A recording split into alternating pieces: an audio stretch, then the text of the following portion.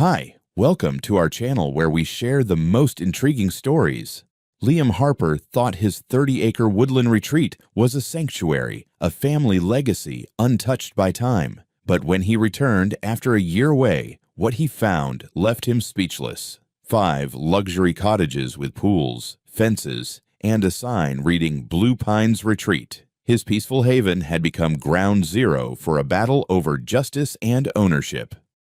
Liam Harper leaned back in his car seat as the winding road cut through a dense forest of towering pines. The late afternoon sunlight filtered through the leaves, casting flickering patterns on the hood of his truck. The air smelled of pine needles and damp earth, a stark contrast to the sterile urban air he had left behind. This was his escape, his inheritance, a sprawling 30-acre woodland that had been in his family for generations. His father had often spoken of the land with reverence, recounting tales of its natural beauty and the tranquil life it promised. It had been passed down from Liam's grandfather, who had lived out his final years tending to the property. For Liam, this was more than land. It was a connection to his roots, a place where he hoped to build his future away from the noise of city life. The property included a charming yet slightly dilapidated ranch-style house nestled near a bubbling stream. The house was surrounded by open meadows, clusters of wild flowers, and a forest that stretched far beyond what the eye could see. A small wooden bridge spanned the stream, leading to trails his grandfather had carved out decades ago. While the house needed repairs, Liam saw its potential and felt a growing excitement as he imagined breathing new life into it. Over the past year, however, life had taken him elsewhere. His demanding tech job in Seattle had kept him tethered to the city, and his visits to the property had been infrequent. Now, with a remote position allowing him more freedom, he decided it was time to settle here permanently. It felt like the right moment to embrace this peaceful retreat fully and restore it to its former glory. As he approached the house, the sight of its weathered exterior stirred mixed emotions. The cedar siding, once vibrant, had faded, and the roof bore the scars of countless seasons. Still, the structure stood strong, a testament to his grandfather's craftsmanship. He parked the truck and stepped out, inhaling the crisp air that felt worlds apart from his previous life. The next few weeks were a whirlwind of activity. Liam threw himself into the work of repairs, fixing the roof, repainting the walls, and bringing modern utilities into the rustic home. Each day brought a new sense of accomplishment as he began to feel truly at home. The land, too, seemed to welcome him back. The stream sparkled under the sun, birds sang in the trees, and deer occasionally wandered into view. But the land was vast, and Liam had only begun to explore its reaches. On his third week back, he decided to take a day to venture deeper into the property, past the meadow, and toward the distant tree line. He loaded his ATV with supplies, including a map of the property boundaries his father had once shown him. The document, marked with clear orange lines, outlined the extent of his family's land. As the ATV roared to life, Liam felt a surge of anticipation. This was his chance to reconnect with a place that had been a part of his family's legacy for decades. But what he would find beyond the tree line would soon turn his peaceful sanctuary into the setting of a battle for justice and ownership. Liam navigated the bumpy trails on his ATV, the cool forest air rushing past him. As he ventured deeper into the woods, the hum of the ATV faded into the natural symphony of rustling leaves and distant bird calls. The trees became denser, the terrain more rugged, and he felt a sense of adventure. For years, this part of the property had been untouched, a slice of wilderness that belonged entirely to his family. He stopped at a clearing near the property's eastern boundary, checking his map. The orange markers his grandfather had installed decades ago were still visible, though slightly faded. These markers had always been a clear indication of where their land ended and the outside world began. But something strange caught Liam's eye, a wooden post that didn't look like it belonged. Curious, he drove closer, and soon the trees gave way to a sight that made his stomach drop. In the middle of his land stood a modern 2-story cottage, complete with a freshly painted deck and a manicured lawn. A low fence surrounded the property, and a small sign near the gate read, "Blue Pines Retreat." His heart pounded as he processed what he was seeing. Who had built this? And why? His confusion deepened as he rode further along the boundary line. To his disbelief, he discovered not one but 5 cottages spread across the area. Each was neatly fenced in, with signs advertising them as part of a rental retreat. The cottages were complete with pools, patios, and even gravel parking spaces. Liam's land, his family's land, was now a bustling commercial property. As he tried to make sense of the scene, he noticed movement near one of the cottages. A young couple was lounging by the pool, laughing and enjoying themselves. Liam approached them cautiously, unsure of how to address the situation. "Excuse me," he called out, and the couple turned toward him. "Can I ask what you're doing here?" The man smiled, assuming Liam was part of the operation. "Oh, we rented this place for a long weekend. It's amazing, so peaceful and private. We found it on a vacation rental site." "Vacation rental site," Liam repeated, his voice tight.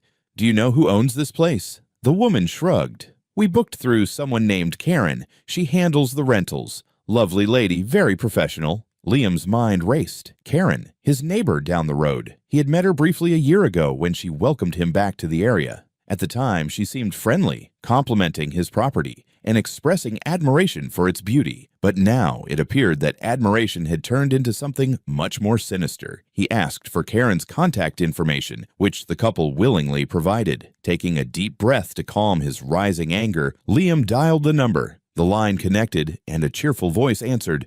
"This is Karen. Which cottage are you interested in?" Liam clenched his teeth, masking his frustration. "I'd like to discuss the cottages. Can we meet in a couple of days? I want to see them in more detail before I make any decisions." Karen agreed enthusiastically, setting a time for their meeting. As Liam hung up, his hands trembled, not with fear, but with determination.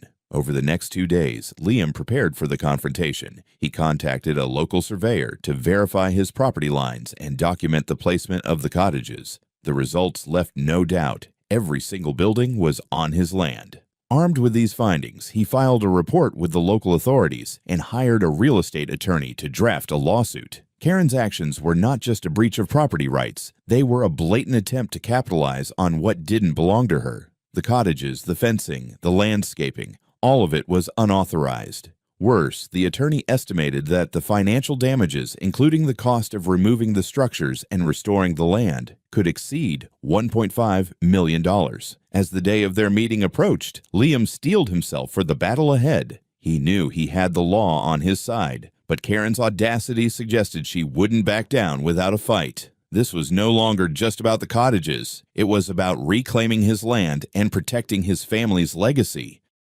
The day of the meeting arrived, and Liam drove out to the cottages, his heart pounding with a mixture of anger and anticipation. He wasn't coming alone. Accompanying him were a property inspector, a local sheriff's deputy, and his attorney. Armed with irrefutable evidence of the illegal construction, Liam was determined to confront Karen on her blatant trespass. The gravel road leading to the cottages had been freshly smoothed, a sign of Karen's investment in this unauthorized venture. As he approached the cluster of cottages, Liam saw Karen's sleek SUV parked near the largest one. She stepped out with a confident, almost smug expression, dressed in a tailored blazer that seemed to scream authority. Her expression faltered the moment she saw Liam standing with the officials. Recognition flashed across her face, and a flicker of unease replaced her earlier confidence. Liam had met Karen briefly a year ago during one of his rare visits. Back then, she had been all charm, gushing over the beauty of his land and expressing a deep admiration for its tranquility. Now, her role in this debacle was clear. "Liam," Karen called out, forcing a bright smile as she approached. "What a surprise. I wasn't expecting you to bring company." "I thought it was only fair," Liam replied coolly, "given what I've discovered about your little enterprise." Karen's smile froze, and she straightened her shoulders, trying to maintain her composure. "I'm not sure what you mean. Everything here is perfectly legitimate. I've invested a lot of time and money into making this place a retreat that people can enjoy." Liam motioned toward the sheriff's deputy, who handed Karen an official document. Her expression darkened as she skimmed the papers, her lips tightening with each line. "This is a formal notice," Liam explained. "You have 14 days to remove all structures from my property. Additionally, we've filed a lawsuit for damages exceeding $1.5 million. And," he added with deliberate emphasis, "the authorities are investigating this operation for potential tax evasion and illegal business activities." Karen's face flushed a deep red as she turned to the officials, her voice rising. "This is absurd. I have every right to this land. My husband and I bought it fair and square. I even have documentation to prove it." "Then you won't mind showing it to us?" Liam's attorney interjected, his tone sharp. Karen rummaged through her handbag, producing a set of papers and thrusting them toward the attorney. As he examined them, his frown deepened. "These documents are highly suspect," he said after a moment. "They claim that Liam's father transferred ownership of this portion of the property to you before his passing. Conveniently, there's no record of this transaction in the county archives." Karen's voice grew shrill. "It's not my fault if the records were misplaced. This land is mine now, and I've done nothing wrong." Liam stepped forward, his voice calm but firm. "Karen, you've known all along this land wasn't yours. The survey markers were there. The records are clear. And yet, you built 5 cottages, advertised them, and started renting them out as if you owned the place. This isn't a misunderstanding, it's theft." Karen's composure cracked further. "You don't understand how much I've invested in this. Do you know how much money these cottages bring in? They're fully booked for the summer." "That's not my problem," Liam replied. "What you've done is illegal, and now you're going to face the consequences." The sheriff stepped forward, his voice steady. "Ma'am, you'll need to comply with this notice. Failure to do so will result in further legal action, including potential criminal charges." Karen's confident facade shattered entirely as she realized the weight of the situation. Her gaze darted from the documents in her hands to Liam's resolute expression. With a venomous glare, she spat, "This isn't over. I'll see you in court." Liam simply nodded. "That's exactly where this is headed." As Karen stormed back to her SUV, Liam felt a sense of vindication. This was far from over, but the first battle had been fought, and he had the upper hand. Liam had anticipated that Karen wouldn't back down easily, but he hadn't expected just how far she would go. A few days after their confrontation, his attorney notified him that Karen had officially filed a counterclaim. In her lawsuit, she accused Liam of defamation, harassment, and attempting to steal her lawfully acquired property. What surprised Liam even more was the court's acceptance of the suspicious documents Karen had provided, temporarily halting the removal of the cottages until the ownership dispute could be resolved. "It's a delay tactic," his attorney, Emily, explained during a late-night strategy session. "She knows those documents won't hold up under scrutiny, but by filing this counterclaim, she's buying time and putting pressure on you." The next few days proved Emily right. Karen began escalating her efforts to intimidate Liam. Passive-aggressive messages started showing up in his mailbox, and he noticed Karen's SUV idling on the road near his driveway more than once. Then one evening, she showed up at his door, accompanied by her attorney. Liam greeted them cautiously, with his phone's recording app discreetly running in his pocket. Karen was surprisingly cordial at first, offering what she called a reasonable solution. "We don't need to drag this into a lengthy legal battle," she said with a forced smile. "Here's what I propose. I'll pay you $200,000 up front, and you let the cottages stay. You'll even get a cut of the profits each month. It's a win-win for both of us." Her attorney nodded in agreement. "This is the best way forward for everyone. The documents we've provided prove Karen's legal claim to part of this land. Fighting this in court will be costly and time-consuming, with no guarantee of a better outcome." Liam raised an eyebrow, his voice calm but firm. "The only documents I recognize are the ones showing this land has belonged to my family for generations, and I'm not interested in making a deal with someone who built on my property without permission." Karen's smile wavered, replaced by a flash of irritation. "Fine. How about $500,000? That's more than generous, considering your land was just sitting here unused before I brought value to it." Liam stood his ground. "This isn't about money. It's about respecting what doesn't belong to you. My answer is no." Karen's attorney leaned in, his tone shifting to one of veiled threat. "I'd think carefully before rejecting this offer. A prolonged legal battle could get ugly, and who knows what might happen while we wait for the courts to decide." Liam's jaw tightened. "Is that a threat?" The attorney backpedaled, forcing a chuckle. "Of course not. Just food for thought." Liam held the door open. "You've had your say. Now leave." The tension was palpable as Karen and her attorney left, but Liam knew this encounter was only the beginning of her desperation. 2 days later, Liam returned home to find his property in chaos. Windows in his house were shattered, and the front door hung crooked on its hinges. Inside, furniture was overturned, and a few items had been destroyed, but nothing of real value was taken. It wasn't a robbery, it was intimidation. Liam immediately called the police and provided them with footage from a security camera he had discreetly installed on a tree outside. The video showed a car pulling up late at night and two masked figures exiting to vandalize the property. The car's license plate was clearly visible, giving the police a solid lead. Within hours, the authorities identified and apprehended one of the perpetrators. Under questioning, the suspect admitted he had been hired to carry out the damage, and the person who paid him was Karen, acting on the advice of her attorney. The revelation added fuel to the already mounting legal case. Karen's attempt to intimidate Liam had backfired spectacularly. Now, in addition to the civil lawsuit, she faced criminal charges for property damage, harassment, and attempted coercion. As Liam reviewed the updated legal filings with Emily, she couldn't hide her grim satisfaction. "She's finished," Emily said. "Between the forged documents, the illegal construction, and now this. There's no way Karen walks out of this without serious consequences." For the first time in weeks, Liam felt a sense of relief. The battle wasn't over, but the tide was finally turning decisively in his favor. The fallout from Karen's actions was swift and far-reaching. Her attempted intimidation had not only strengthened Liam's case, but also exposed her reckless disregard for the law. As the court hearings progressed, it became clear that Karen's position was crumbling under the weight of evidence against her.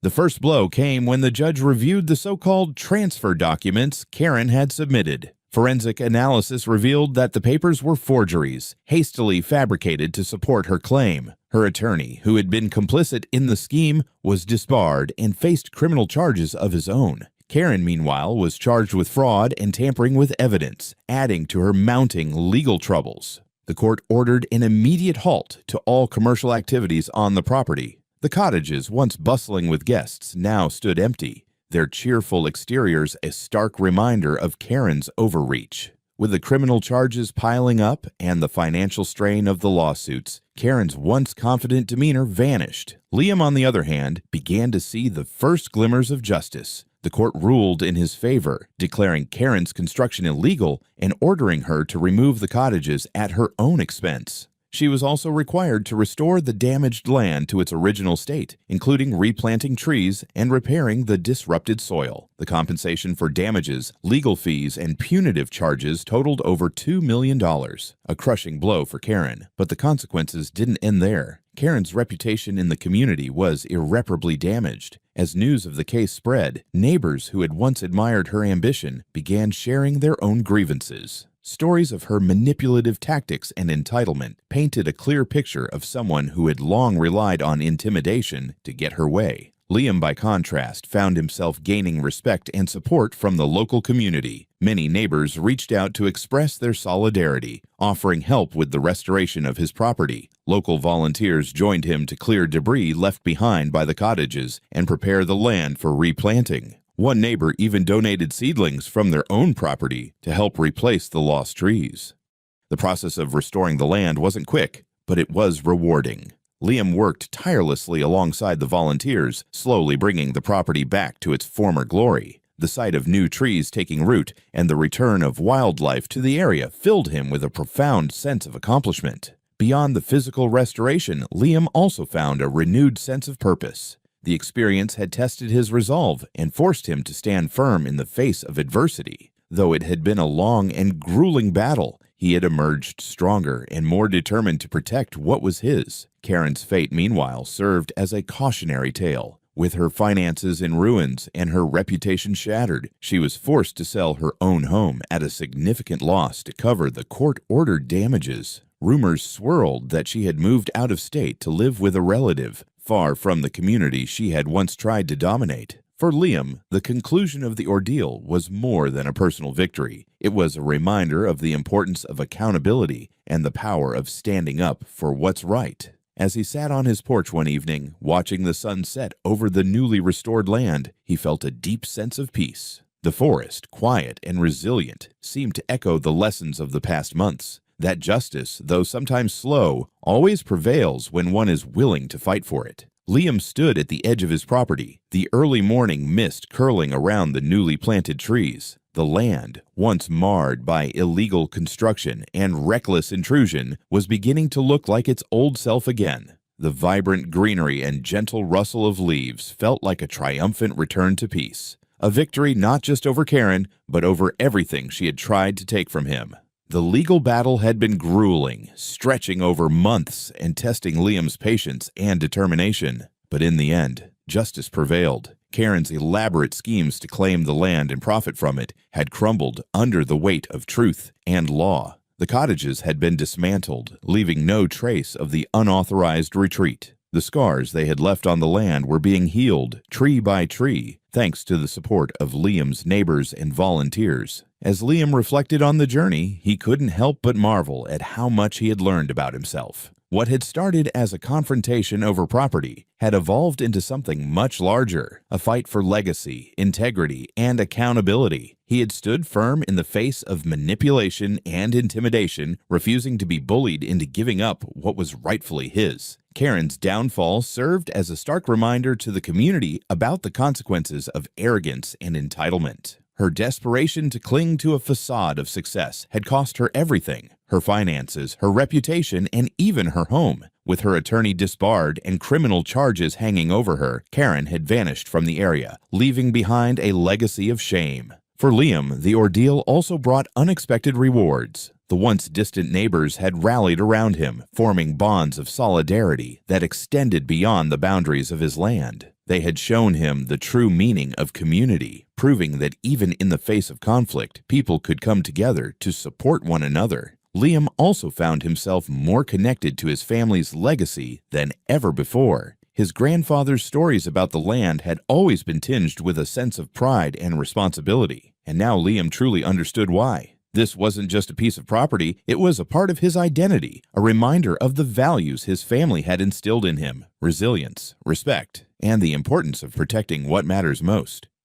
As he walked back toward his house, Liam paused by the bubbling stream, watching the sunlight dance across the water. He felt a sense of closure and accomplishment that went beyond the restoration of the land. He had not only reclaimed his property, but had also reclaimed a part of himself: his strength, his resolve, and his connection to nature. The legal precedent set by his case gained attention beyond the local community. Stories of his battle against Karen inspired others to stand up against overreach and illegal activity. Liam even agreed to speak at a local town hall, sharing his experience and encouraging others to stay vigilant and informed about their property rights. Now, as the seasons turned and the trees he had planted began to grow, Liam looked to the future with optimism. He planned to stay on the land, continuing to nurture it and honoring the legacy passed down to him. The forest that had once been a source of conflict had become a symbol of resilience, its beauty and strength mirrored in the man who fought to protect it. On quiet evenings, Liam would sit on his porch, the air filled with the sounds of rustling leaves and chirping crickets. The land was his once more, and with every passing day, it reminded him of the simple yet profound truth he had come to understand. When you stand firm for what's right, even the toughest battles can be won, and the peace that follows is worth every struggle.